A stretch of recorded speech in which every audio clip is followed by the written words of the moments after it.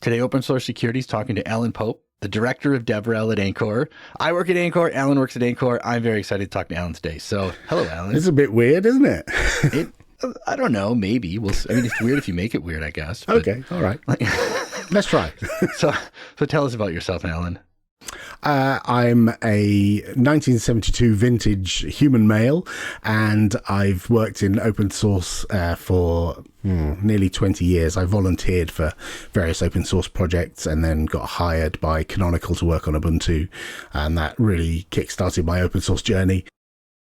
And I don't consider myself a developer. I'm kind of self-taught hobby coder, really.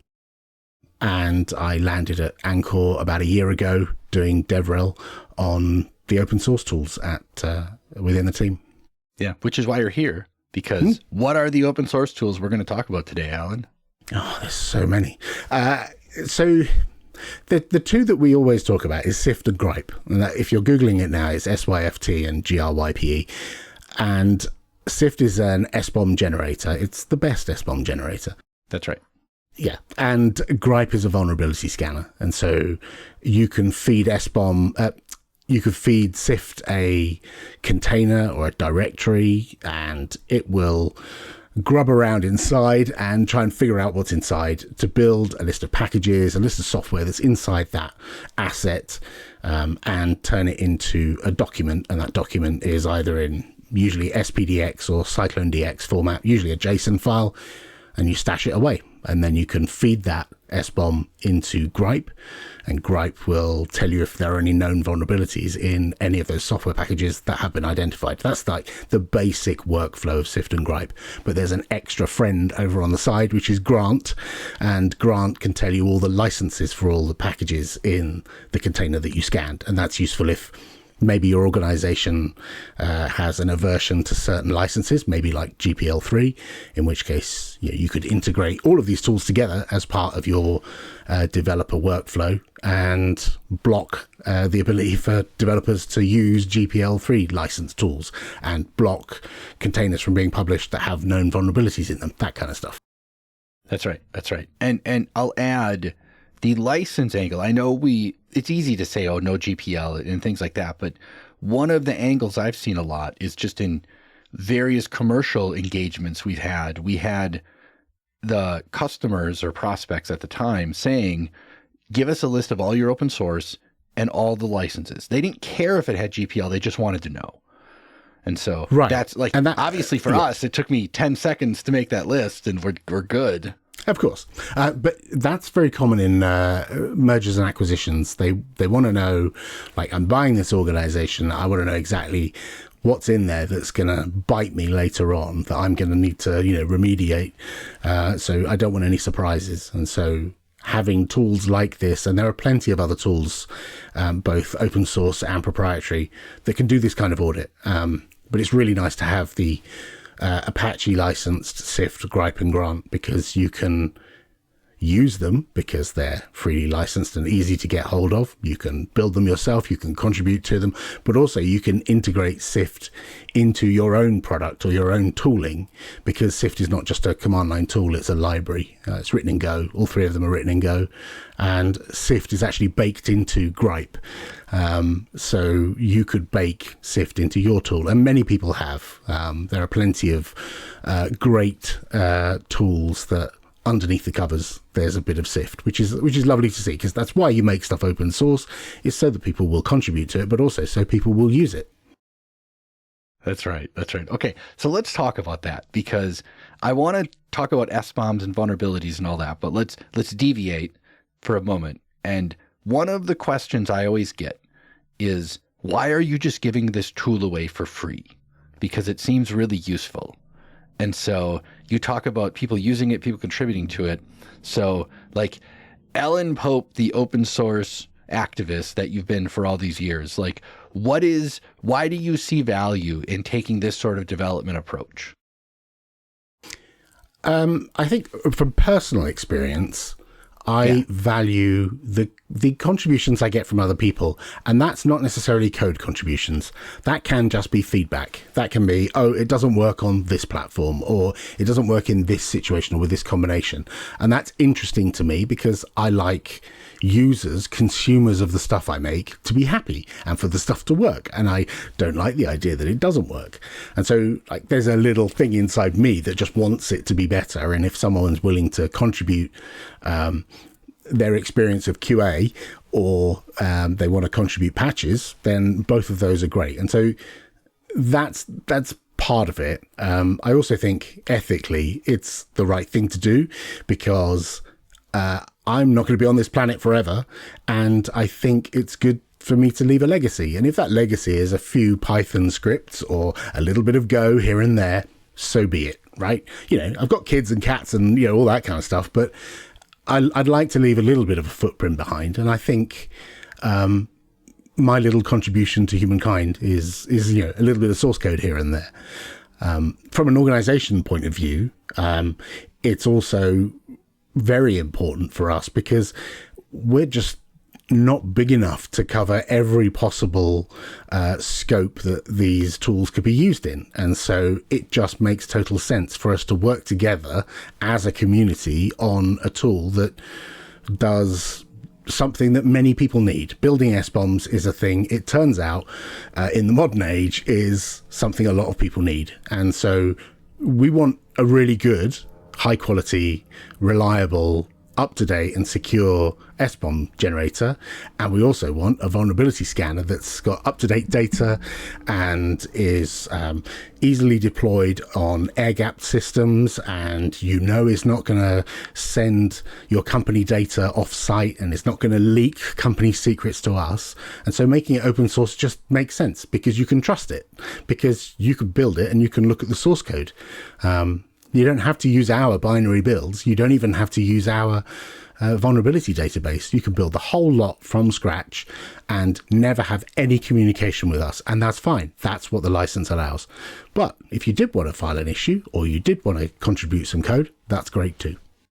Yeah, and that's the magic of it. We have tons of contributors to Syft and Grype for everything from gigantic features like adding a whole new ecosystem to just fixing typos in help messages and things like that, that's why I love open source. You know, you can show up and be as big or as small as you want, and it's all awesome. So, yeah, I one thing I really enjoy is waking up in the morning, and I use a tool called Savannah, which is also open source, and it's a good way to monitor the health of your community. And one of the things it surfaces is new issues and new pull requests. Now, obviously, you could go to GitHub and see all of that, but it's quite nice to have that surfaced, especially if it's new people. And so a new person comes along and says, hey, dude, your stuff's broken. And here's, you know, it's broken in 25 different flavors.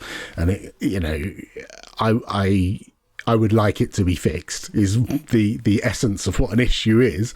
And I like seeing those first thing in the morning because I'm motivated to try and reproduce that issue. And so I, you know, go and find whatever container it is they were scanning and try and reproduce the situation. And maybe I'll end up running the same thing on various versions of Syft. And I like that. That's something that I started doing early on in my open source career, is helping other people. And I see, you know, the simple task.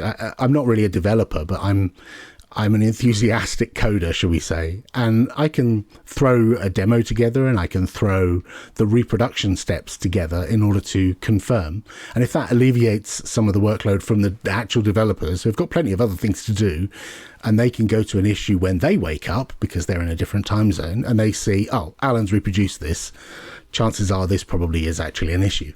And that I get a little fizz when that happens. Now, rather than ask you what Savannah is, I'm going to tell everyone, Alan has a podcast called Linux Matters, and he has talked about Savannah at length on that podcast. So I'll put a link in the show notes to Linux Matters, which is a lovely podcast, by the way. It's one of my favorites. But everyone should go listen to that. And Alan talks all about all the things he's done, because it's everything from updating the container image to get it to run on more modern things to patches, and it's a lovely story. But anyway, okay. Episode 45 and episode 54 are the two that you'll need to listen to. Yeah, because I literally just looked it up. Oh, okay. Fantastic. Okay, I want to talk about SBOMs.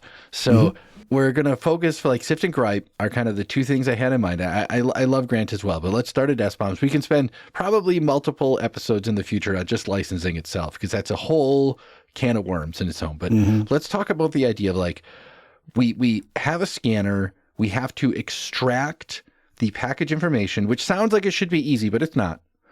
And then we're going to take that and we're going to do something with it. So let's start with SBOMs. Like what does it mean to like scan something for software and build an SBOM from it? Because again, in my mind, I feel like a couple lines, this feels like the curl, just rewrite curl in a weekend, right? It feels like a similar problem that's actually insanely complicated. How hard could it be? It's simply a matter of programming. Right. So there are a few challenges where we have for some time in Syft been a priority, a focus has been scanning containers. But there's other things. There's VMs. You can scan source code repositories. You can just scan a folder that's got a .NET project in it or a Java project or whatever. But if we focus on the container use case, when you grab a container, you don't know necessarily where it came from. You don't know how it was built. And in a complex container, there may be multiple layers where things were installed in order to fulfill some requirements as part of the build process. And then they may get removed later and something else may get added and something else removed. And so you end up with these multiple layers where lots of things happened, and the net result may be that there's a copy of libSSL in there, maybe not, who knows? And so you're in a situation where your enterprise may be running software or even publishing software where you're not entirely sure what's inside that box, that thing you downloaded from Docker Hub or whatever registry.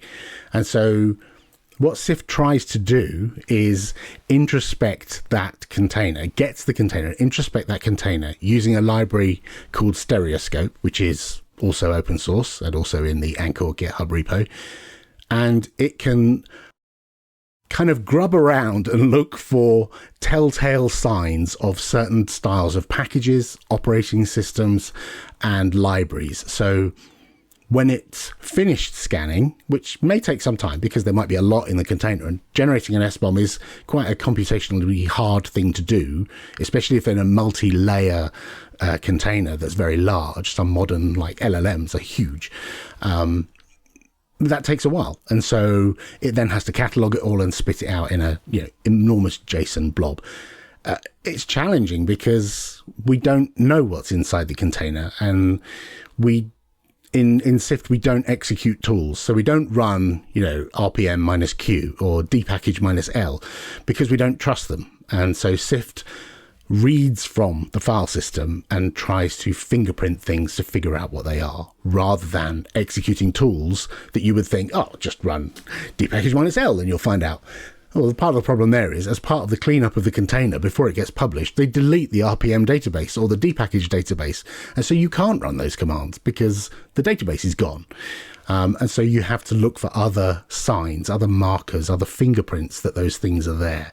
And then you can write them down on your list in your big JSON file.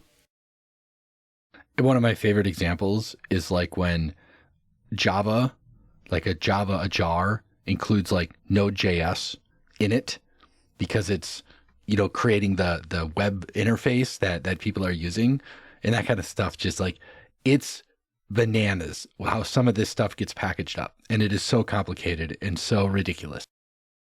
Yeah, you can't account for like all the myriad ways in which people deliver software. Like, it's all very well to say, well, it's in a container, it's in a Docker container, it must be standard. Like, oh no. It is literally a can of worms.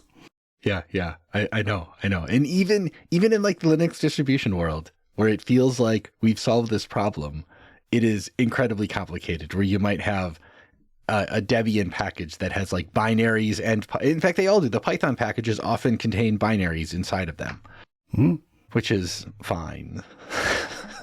And also there's stuff that, let's be honest, we can't identify.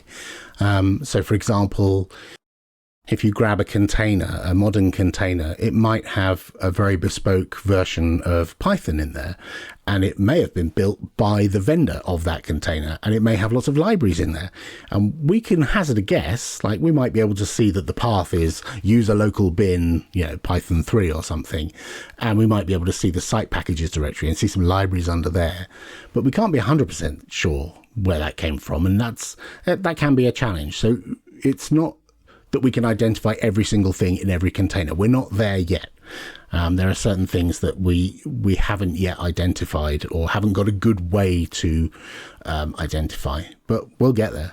Yeah. Well, and there's a concept in Syft called known unknowns, where we found a thing, we don't know what it is, so we're just going to write it down and you human go figure that out later. Yeah, if you're confident enough to say, well, that user local bin thing is a thing that the vendor compiled and it's on their repository. Like, we've got no sight of that. We can't see the source code for that vendor's repository. Like, we can see the contents of the Ubuntu repository and the Red Hat repos, usually, and CentOS and all the others, right? But if it was built inside a silo, inside a black box, then we've got no idea what that binary is. So we can't, with any confidence, honestly say that is Python 3 because of the path it's in. And so, yeah, there are unknown unknowns, which is a recent thing we've added. Keith on the tools team added that. And it was great because it means you can list out the things that I can't identify. Which feels silly, but it's super useful, right? Because historically, these tools would just show nothing. So at least now we get something, right? Okay, so let's move on. So I scan a thing, be it a container or a file system or whatever. I get my software bill of materials, and now I want to do something with it. And this is where Grype comes in, right? Right. Well, there's multiple things you could do with that SBOM. One thing you could do with that SBOM is keep it. And that's the thing we actually suggest you do, is keep it. Because, as I said earlier, it's computationally difficult to build an SBOM of a container. You've got to go and get the container and then grub around inside it, which is lots of I/O, and it takes a while. So we recommend people keep them for each container that they build or container that they consume in their workflow. And I'll come back to why we recommend you keep them. But what you could do with it, back to your question, is you could give it to Grype. So you can just run Grype and give it the file name, and it will open that SBOM, find all the files that have been identified by whatever generated the SBOM. And it doesn't have to be Syft. Grype can read SBOMs from other software as well.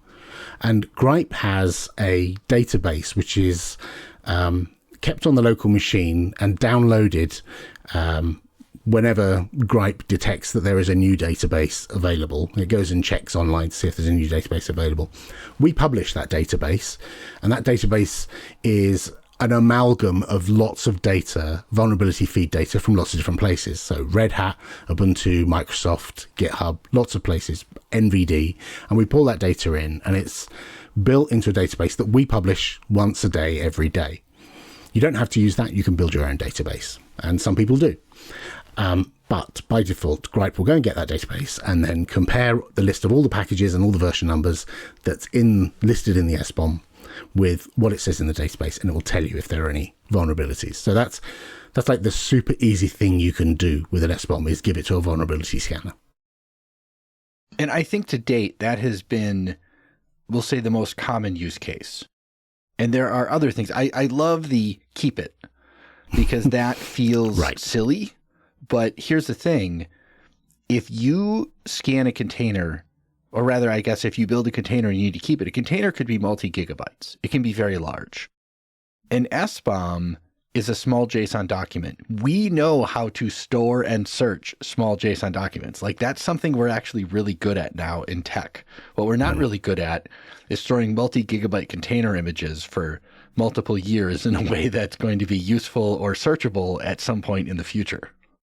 Right. And why would you need to search it in the future? Well, there are always new CVEs arriving, okay? And if you've got months worth of SBOMs generated and kept, then the day that a new super serious CVE comes out, one that's like got a code name and it's got a website and it's got a logo and everything, it's that important, right?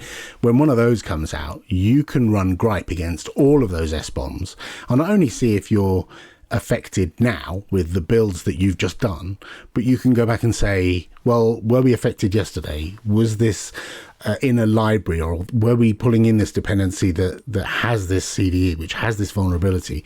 And you can go back over all of them. And it's a lot faster for Grype to scan the SBOM than it is for Syft to generate the SBOM in the first place. So that's why we recommend you keep them, is because you can ask questions in the future that you didn't know you were going to ask right now. Like, you don't know that you're going to go and look at these certain specific Java jar files or this certain specific crate from Rust or whatever it might be in the future. I'm not maligning either of those ecosystems, just, CVEs happen.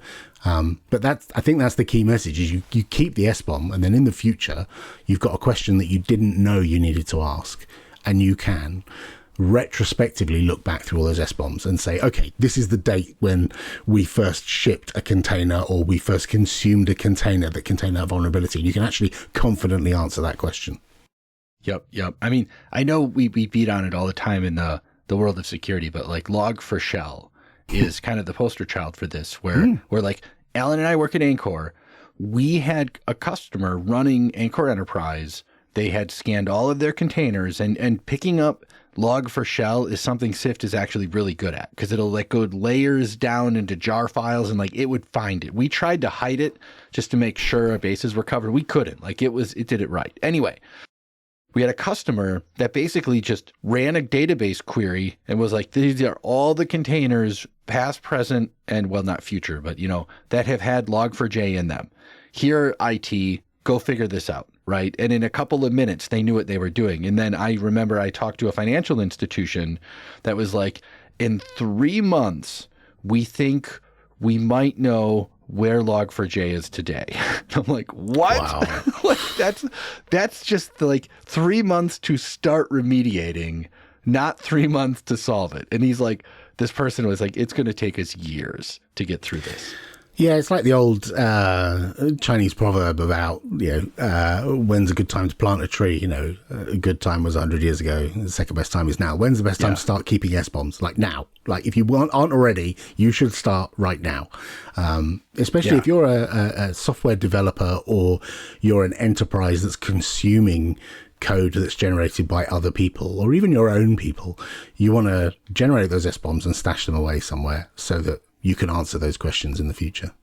And we should also say, so Alan mentioned way at the beginning that Grype contains the Syft library inside of it. So you can just point like Grype at a container image and it will scan the container and do all the things Syft does and then just spit out a vulnerability report.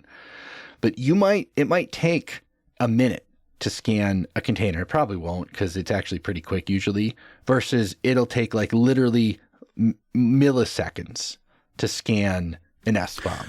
Right. And we have some customers who are scanning not just containers, but VMs, entire machines. And if you're scanning an entire machine, especially something like a Windows machine where there's files all over the place, some of our customers are scanning an entire Windows computer, basically. And that takes a long time, especially inside a VM, which may be resource constrained. And so it makes no sense to being able to point Grype at a container and say, just run Grype nginx :latest, and you'll see how many vulnerabilities are in that container.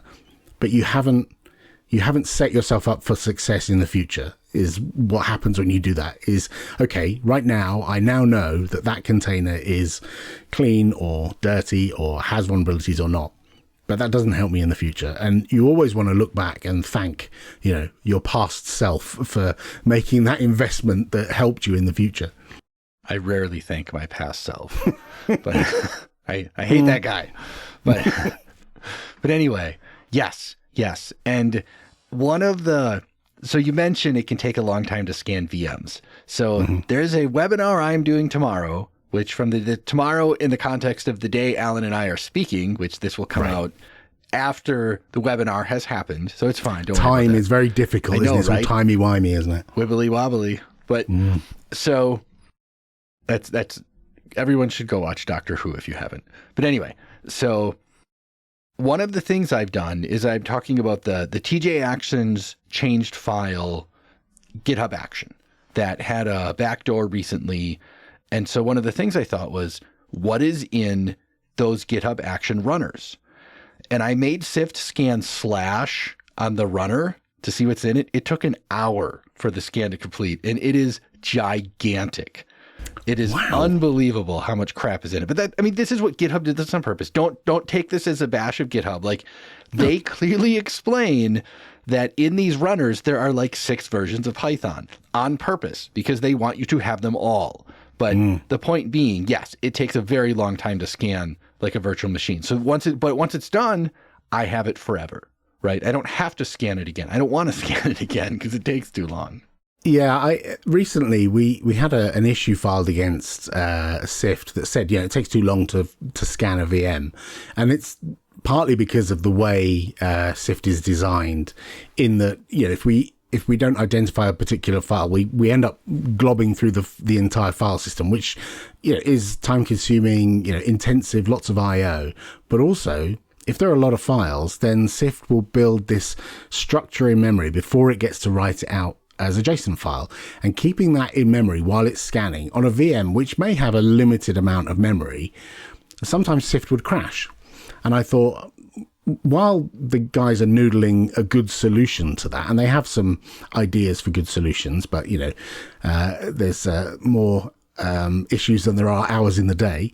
I thought, I wonder if there's another way to do this. And so I crafted a little proof of concept called SBOM VM, which is a little script that rather than run Syft inside the VM, you run it outside the VM, and it mounts the disk image of the VM read-only and then goes through the file system. And that, you're still having to go through the whole file system, but doing it on the outside of the VM means you've got the resources of the host rather than the resources of the running VM. Oh, that's clever.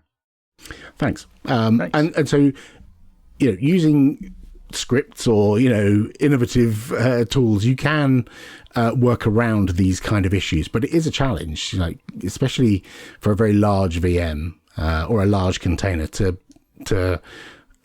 build a SBOM in a timely fashion. And we're very aware of, how long it takes. And I know the team are beavering away on ways to make Syft even faster.